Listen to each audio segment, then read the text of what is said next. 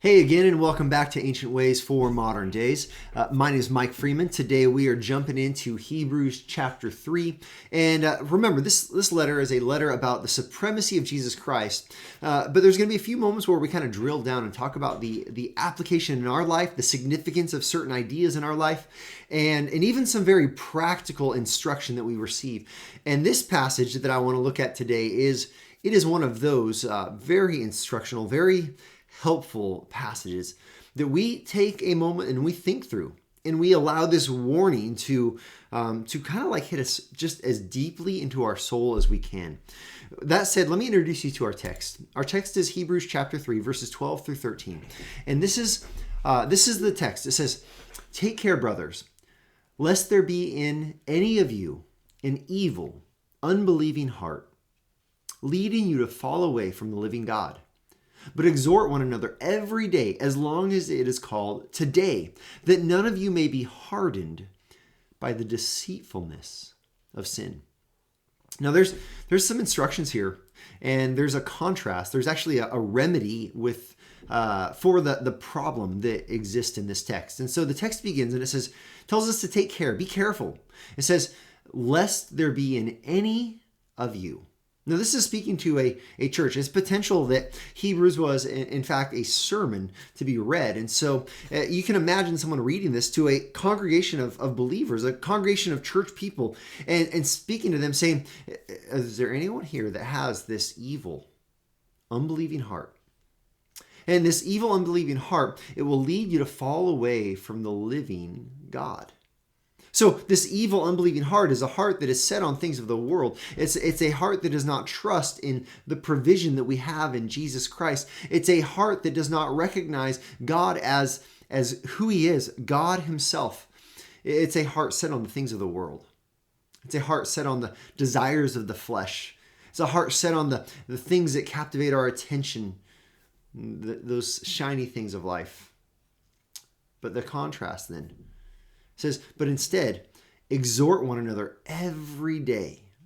So instead of having this evil, unbelieving heart, what we do is we exhort, we strongly encourage each other toward the right things. Exhort one another every day, as long as it is called today, that none of you be hardened by the deceitfulness of sin. See, the picture this paints is that there is a daily struggle that exists in every one of our lives. And this daily struggle is sin deceiving us. And as sin deceives us, it hardens our heart, which leads us to have this evil, unbelieving heart. This is a picture of this water dripping slowly on a rock, little by little making an impact.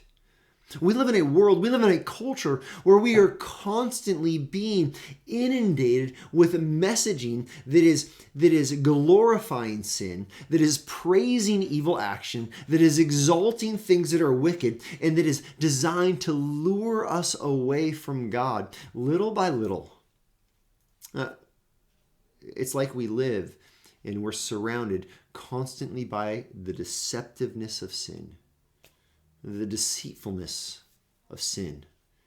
And when we turn and we start looking and we start adoring and we start admiring and we start wanting the things that we see all around this world, our heart starts to get hardened. And the end result then, back to verse 12, we find we have an evil, unbelieving heart, and it leads us to fall away from the living God. So what do we do in response? Here's what we do. Every day, as long as it is called today, we encourage, we exhort each other. This is what I need from my church family. I need them to say, "Mike, you need to be careful of this sinful attitude that maybe I hear in your words." I need my wife and my kids to say, "Dad," or to my wife to me as a husband, like, "Hey, it seems like this thing over here is really capturing your attention. Are you potentially being deceived?" I need my elders, I need my church family to be constantly examining my life, not in a mean-spirited or critical way, but just observing my practices, my habits, and the way I spend my time, and the way I spend my money, and just seeing who I am and saying, "Hey, Mike, this seems right here. You might be a little bit deceived." And I need to hopefully have a soft heart in those moments where I say, "You know what? I hear you, and I take that correction. Let me adjust course. Let me turn back to the Lord. But it's so hard to do this. It's so hard to say to someone, is there a possibility this relationship is leading you away from the Lord? Oftentimes we say that, people say, there's no way. It's so hard to say, hey, I see an unforgiving spirit in your life. Is there a chance that's leading you away? And people say, no, someone hurt me, and so I have the right to be mad at them or to hold this against them. I have a right to be bitter. And this is our hearts being hardened. So it's hard to say to people, I see you not really engaged in ministry. I see you not really engaged in the life of the church. I see you coming occasionally to church, and that's about it. And people say, well, I've just got all these other things, and I can follow Jesus outside of coming to church every week. Well, can you? According to this text, what we need is one another every day to encourage us strongly to do the right thing, to exhort us, so that we don't become hardened by the deceitfulness of sin. This is the reality we live in. The enemy, I guarantee, he is working overtime. And he's working overtime to deceive you.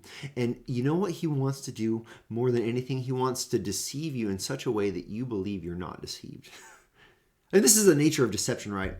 But he wants our hearts to be so hardened that we think that we've got it all figured out and that we are above deception. Oh, brother or sister, none of us are immune to being deceived.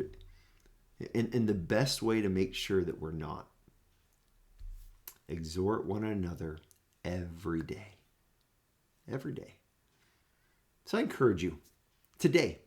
I encourage you maybe to spend some time, call up a brother or sister in the Lord, or maybe go get a cup of coffee with them, or have a meal, or talk to your husband, or talk to your wife, or talk to your kids or your parents, and encourage them. Just look at them and say, hey, I want to encourage you. Keep following the Lord. I want to encourage you to consider the things in your life that might be pulling you away. Maybe you see something in someone's life. Maybe just ask them, say, I see this in your life and I'm concerned. It's pulling you away. It's deceiving you. If we have these hard conversations, these exhorting conversations, we'll be faithful to this passage. And this is our ancient way for our modern day.